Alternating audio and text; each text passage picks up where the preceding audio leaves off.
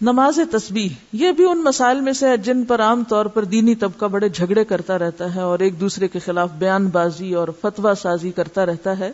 تو آئیے دیکھتے ہیں کہ اس کی کیا حقیقت ہے.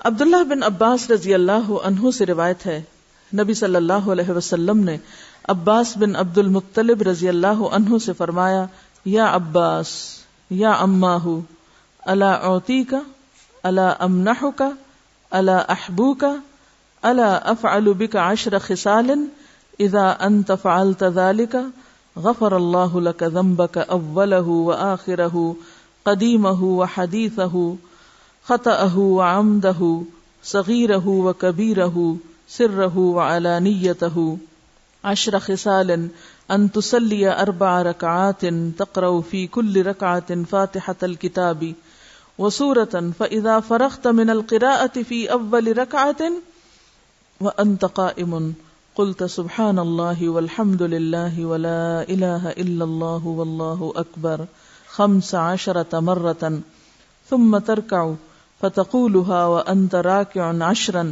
ثم ترفع رأسك من الركوع فتقولها 10 ثم تهوي ساجدا فتقولها وأنت ساجد 10 ثم ترفع رأسك من السجود فتقولها 10 ثم تسجد فتقولها 10 ثم ترفع رأسك فتقولها 10 فذلك 75 في كل ركعة تفعل ذلك في 4 ركعات إن استطعت أن تصليها في كل يوم مرة فافعل فإن لم تفعل ففي كل جمعة مرة فإن لم تفعل ففي كل شهر مرة فإن لم تفعل ففي كل سنة مرة فإن لم تفعل ففي عمرك مرة.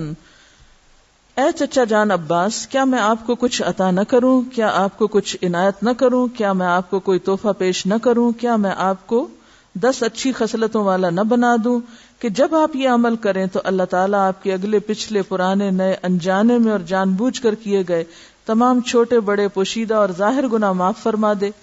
وہ یہ ہے کہ آپ 4 رکعات نفل اس طرح ادا کریں کہ ہر رکعت میں سورۃ فاتحہ اور کوئی دوسری سورت پڑھیں.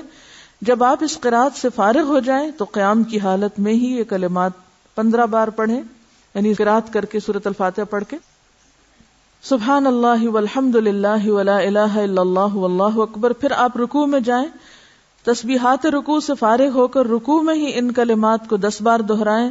پھر رکوع سے اٹھ جائیں اور سمع اللہ لمن حمدہ وغیرہ سے فارغ ہو کر 10 بار ہی کلمات پڑھیں. پھر سجدے میں جائیں، سجدے کی دعائیں پڑھنے کے بعد یہی کلمات 10 بار پڑھیں. پھر سجدے سے سر اٹھائیں اور جلسہ میں جو دعائیں ہیں وہ پڑھ کے 10 بار انہی کلمات کو دہرائیں. پھر دوسرے سجدے میں چلے جائیں، پہلے سجدے کی طرح 10 بار پھر اس تسبیح کو ادا کریں. پھر سجدے سے سر اٹھائیں اور جلسہ استراحت میں کچھ اور پڑھے بغیر 10 بار اس تسبیح کو دہرائیں. ایک رکعت میں کل 75 تسبیحات ہوئی. اسی طرح 4 رکعات میں یہ عمل دہرائیں. اگر آپ طاقت رکھتے ہو تو نماز تسبیح روزانہ 1 بار پڑھیں. اگر آپ ایسا نہ کر سکتے ہو تو ہر جمعہ 1 بار پڑھیں. یہ نہ کر سکتے ہو تو ہر مہینے میں 1 بار پڑھیں. یہ بھی نہ کر سکیں تو سال میں 1 بار. اگر آپ سال میں بھی 1 بار نہ کر سکتے ہو تو زندگی میں 1 بار ضرور پڑھیں. حافظ ابن حجر رحمۃ اللہ علیہ فرماتے ہیں کہ یہ حدیث کثرت طرق کی بنا پر حسن درجے کی ہے. یعنی نماز تسبیح کی حدیث جو ہے اس کے بہت سے طرق ہیں، یعنی بہت سی چینز ہیں، اس لیے یہ حسن درجے کی ہے. شیخ البانی فرماتے ہیں کہ امام حاکم اور حافظ ذہبی نے اس حدیث کی تقویت کی طرف اشارہ کیا ہے اور یہ حق ہے. یعنی البانی کے نزدیک بھی یہ بات درست ہے کیونکہ اس کے بہت سے طرق ہیں. علامہ مبارک پوری شیخ احمد شاکر نے بھی اسے حسن کہا ہے، جبکہ خطیب بغدادی، نووی، ابن صلاح نے اسے صحیح کہا ہے.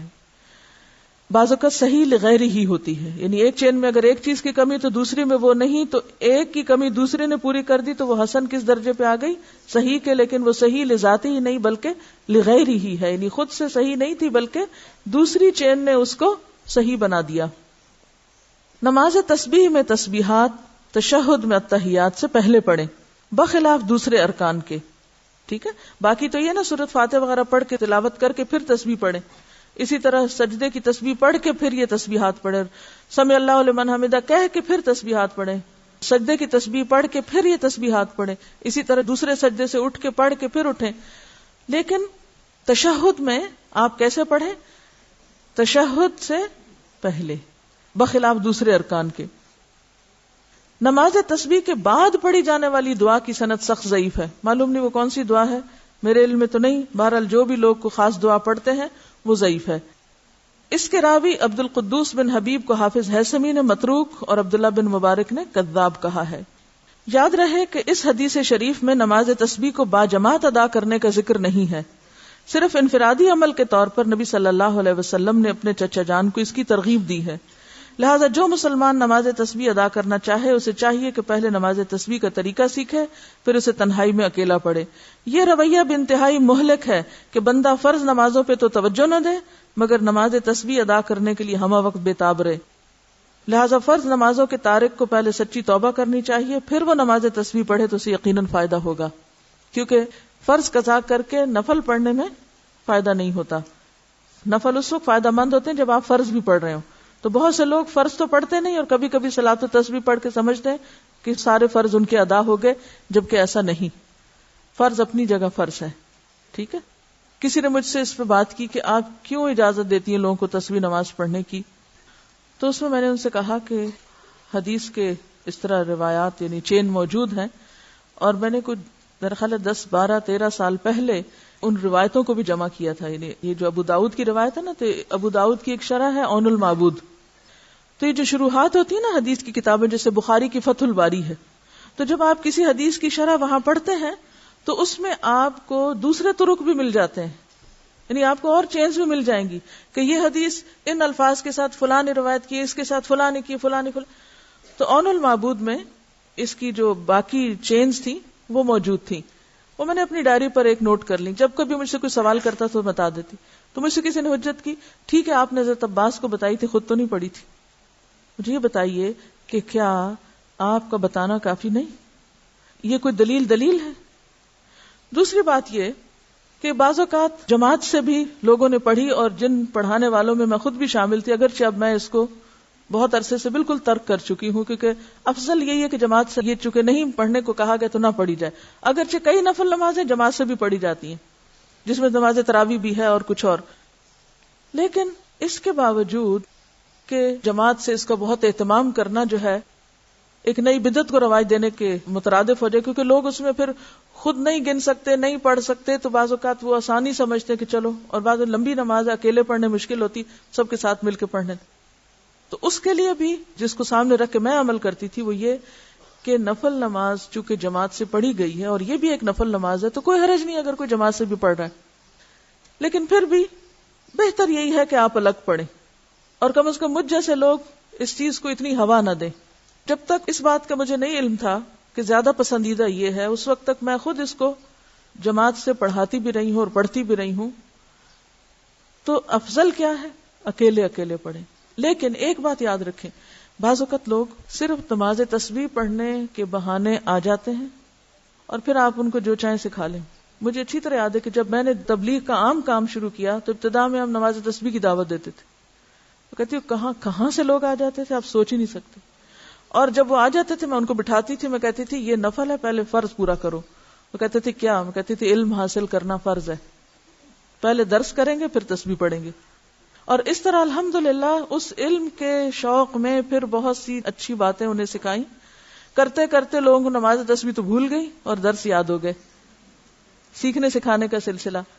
تو اس میں یہ ہے کہ بہرحال پھر بھی میں یہ کہوں گی کہ نفل نماز کی چونکہ جماعت سے پڑھنے کی رخصت موجود ہے، تو کبھی اگر کسی نے ایسا کر لیا تو ہم اس کو حرام یا بدعت یا ایسا نہیں قرار دیں گے۔ جس چیز کی ایک گنجائش کہیں موجود ہے تو کبھی دین کے فائدے میں اسے کر بھی لیا جائے تو وہ کفر میں شامل نہیں ہو جاتا۔ یا تو یہ نا بالکل ہی دلیل نہ ہو کہ نفل نماز کی جماعت کی دلیل ہے ہی نہیں، پھر تو غلط ہے، لیکن اگر دلیل ہے، جیسے اطمان بن مالک کی روایت میں آتا ہے، انہوں نے اپنے گھر کے ایک حصے کو مسجد بنانا چاہا تو آپ کو دعوت دی، آپ تشریف لائے، سب لوگ اکٹھے ہوئے، تو آپ نے فرض نماز کے علاوہ ایک وقت میں نفل وہاں باجماعت پڑھائے۔ اسی طرح حضرت انس کے گھر گئے کہ آپ حضرت انس آگے تھے، پھر وہ پیچھے خاتون تھی۔ مسلم کی روایت میں آتا ہے فصلی بنا فی غیر صلاۃ الفریضۃ،